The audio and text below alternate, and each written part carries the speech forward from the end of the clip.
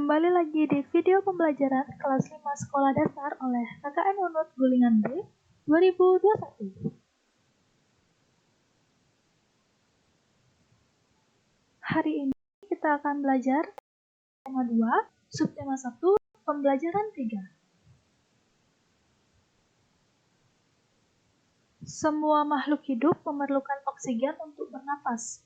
Oksigen tersedia melimpah jika lingkungan kita bersih dan banyak tumbuhan hijau. Menciptakan lingkungan bersih dan banyak tumbuhan hijau menjadi tanggung jawab kita. Hari Menanam Pohon. Indonesia dikatakan sebagai paru-paru dunia. Sebutan itu disematkan karena di Indonesia terdapat hutan yang sangat luas, dan daun-daun di hutan mengeluarkan oksigen berlimpah. Oksigen merupakan unsur penting bagi kehidupan. Namun sayangnya, hutan kita semakin berkurang akibat kebakaran atau penebangan pohon di hutan secara liar. Oleh karena itu, pemerintah bersama rakyat berusaha mengurangi kerusakan hutan. Salah satu upaya yang dilakukan yaitu menanam kembali pohon di lingkungan. Tanggal 28 November diperingati sebagai Hari Menanam Pohon. Peringatan Hari Menanam Pohon pada tahun 2015 diawali sejak tanggal 26 November. Presiden melakukan penanaman pohon di Taman Hutan Rakyat Sultan Adam, Kalimantan Selatan. Ada 10.000 pohon ditanam di hutan itu. Pohon yang ditanam pun bermacam-macam, termasuk pohon-pohon yang buahnya dapat dimakan. Kita dapat berperan serta untuk mengembalikan paru-paru dunia.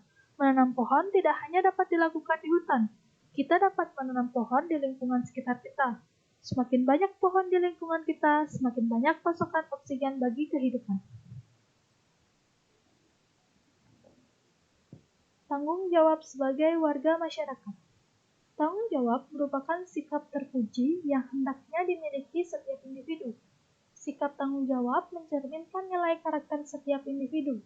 Jadi, karakter seseorang tercermin dalam sikap tanggung jawabnya, baik terhadap diri sendiri, orang lain, masyarakat, maupun bangsa dan negara.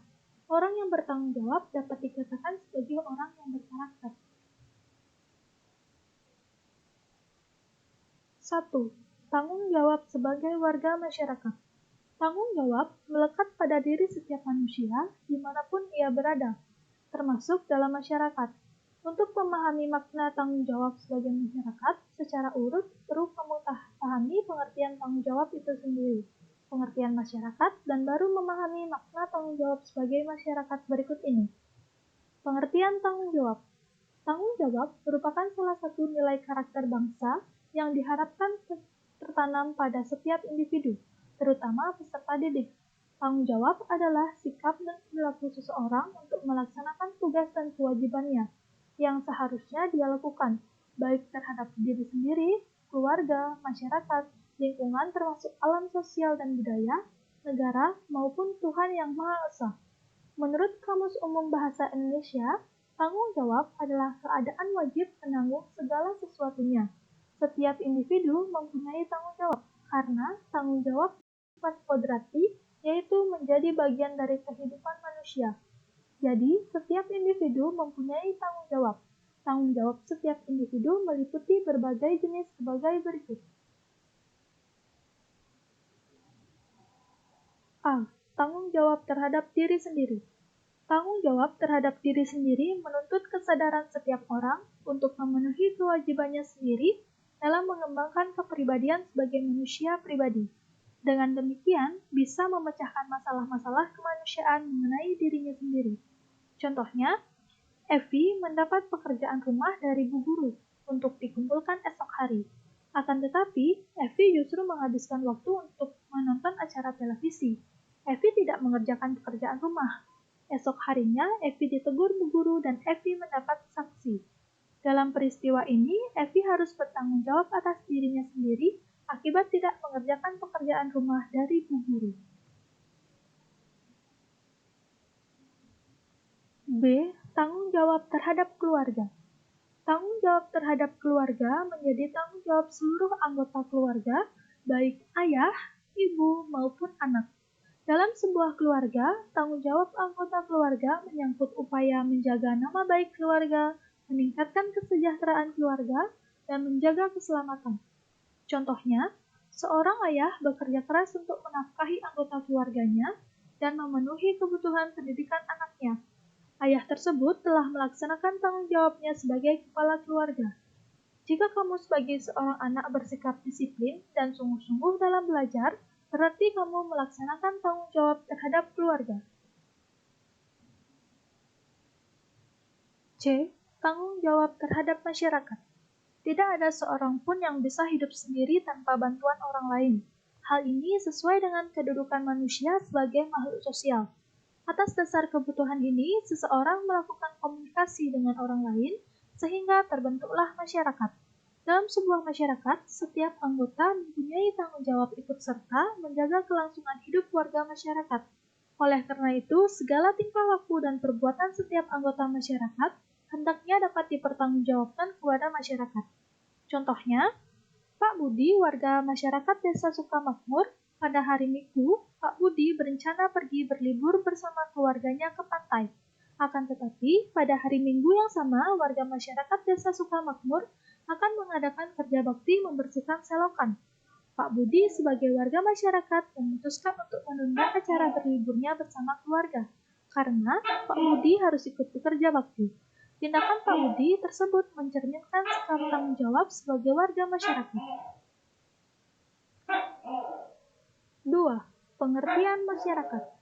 Menurut Kamus Besar Bahasa Indonesia, masyarakat adalah sejumlah manusia dalam arti seluas-luasnya dan terikat oleh suatu kebudayaan yang mereka anggap sama. Jadi, dalam sebuah masyarakat terdapat aturan-aturan yang harus dipatuhi oleh setiap warga masyarakat. Pelaksanaan kewajiban mematuhi aturan-aturan dalam masyarakat ini menjadi tanggung jawab setiap warga masyarakat. 3. Tanggung jawab sebagai warga masyarakat. Berdasarkan pengertian tanggung jawab dan masyarakat, dapat disimpulkan makna tanggung jawab sebagai warga masyarakat. Tanggung jawab sebagai warga masyarakat adalah tugas dan kewajiban yang harus dilaksanakan seseorang dalam kedudukannya sebagai warga masyarakat. Hidup bersama dalam masyarakat sangat penting karena Tuhan menciptakan manusia untuk saling melengkapi, saling membantu, dan saling menyayangi. Setiap orang tidak bisa hidup tanpa orang lain, sejak dalam kandungan sampai mati. Setiap orang membutuhkan pertolongan orang lain. Kamu akan bahagia jika kamu bisa menjalin hubungan baik dengan orang lain dalam lingkungan masyarakat. Untuk menjaga hubungan baik dalam kehidupan masyarakat, setiap anggota masyarakat hendaknya sadar akan tanggung jawabnya sebagai warga masyarakat. Jenis-jenis usaha ekonomi masyarakat. Kondisi geografis Indonesia beragam, ada wilayah daratan dan ada pula wilayah perairan. Kondisi geografis yang beragam menyebabkan beragam pula jenis kegiatan ekonomi masyarakat. Keragaman ini disesuaikan dengan kondisi alam atau geografi suatu wilayah. Kegiatan ekonomi tersebut bertujuan memenuhi kebutuhan hidup masyarakat. Agar terciptanya kehidupan yang nyaman, setiap penduduk perlu menghargai jenis kegiatan ekonomi penduduk lainnya. Kegiatan ekonomi adalah sebuah kegiatan yang dilakukan manusia untuk memenuhi kebutuhan hidupnya. Jika dicermati, kegiatan ekonomi dilakukan dengan memanfaatkan sumber daya alam. Sebagai negara kepulauan, Indonesia dikaruniai sumber daya alam melimpah. Karunia ini sudah sepantasnya kamu syukuri dengan memanfaatkan secara bijak. Pemanfaatan sumber daya alam tersebut dapat dilihat pada berbagai bidang usaha sebagai berikut. 1. Agraris. Indonesia dikenal sebagai negara agraris. Sebutan ini disebabkan banyak penduduknya bermata pencaharian sebagai petani. Usaha agraris meliputi kegiatan pertanian, perkebunan, sektor usaha agraris terdapat di daerah pedesaan dan pegunungan. Berbagai jenis tanaman tumbuh subur dan menghasilkan banyak bahan pangan. Hasil pertanian dan perkebunan antara lain padi, jagung, ubi, kedelai, sagu, umbi-umbian, sayuran, dan buah-buahan. Perkebunan adalah kegiatan penanaman lahan dengan tanaman keras dengan umur lebih dari 6 bulan. Tanaman perkebunan mencakup tanaman musiman dan tanaman tahunan.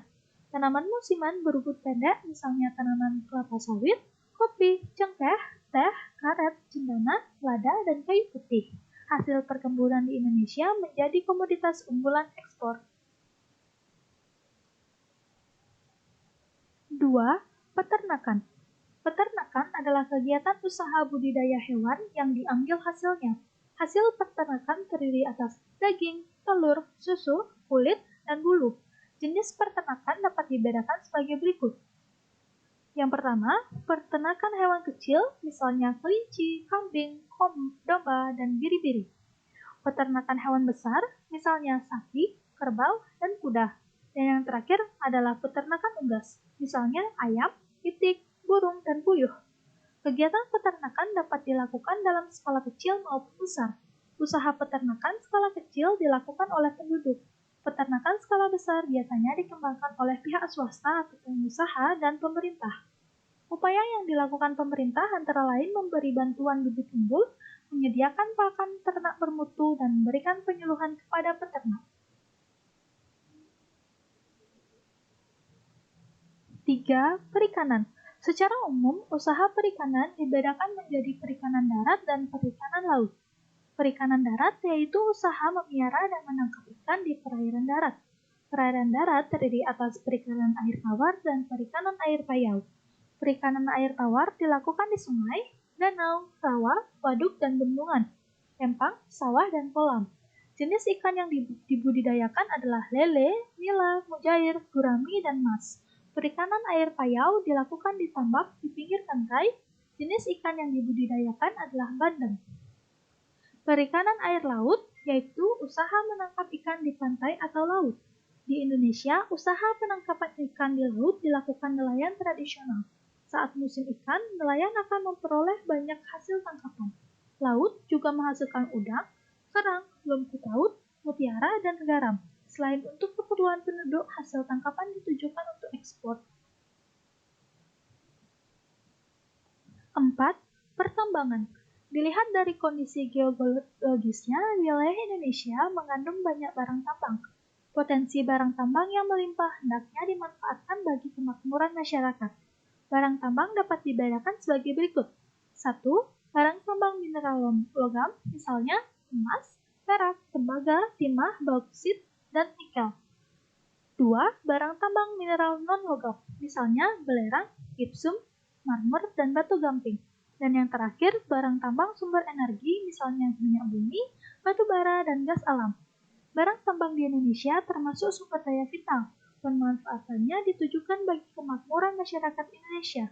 Jika dieksploitasi terus-menerus, ketersediaan barang tambang akan cepat habis.